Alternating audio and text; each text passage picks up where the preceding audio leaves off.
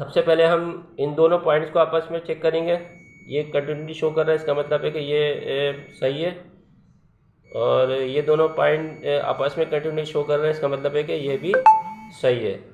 अब हम बारी बारी इन दोनों को आपस में चेक करेंगे कि आपस में कोई कंटिन्यूटी तो नहीं आ रही है। अगर कंटिन्यूटी आएगी तो यहाँ पे ट्रांसफार्मर में कोई ख़राबी होगी। सबसे पहले इसको चेक कर लेता हूँ। यहाँ पे ये कंटिन्यूटी शो कर रहा है, इसका मतलब इस ट्रांसफार्मर के अंदर कोई ना कोई फॉल्ट है। यहाँ पे भी कंटिन्यूटी शो कर रहा है, इसका मतलब है कि ये ट्रांसफार्मर ख़राब है। अब इसके साथ चेक कर लेता हूँ, बिल्कुल कंटिन्यूटी शो कर रहा है।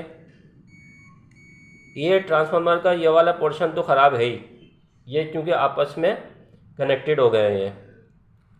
अब ये वाला पोर्शन चेक कर लेते हैं। ये पोर्शन बिल्कुल सही है, इसका आउटपुट का पोर्शन कंटिन्यूटी शो कर रहा है।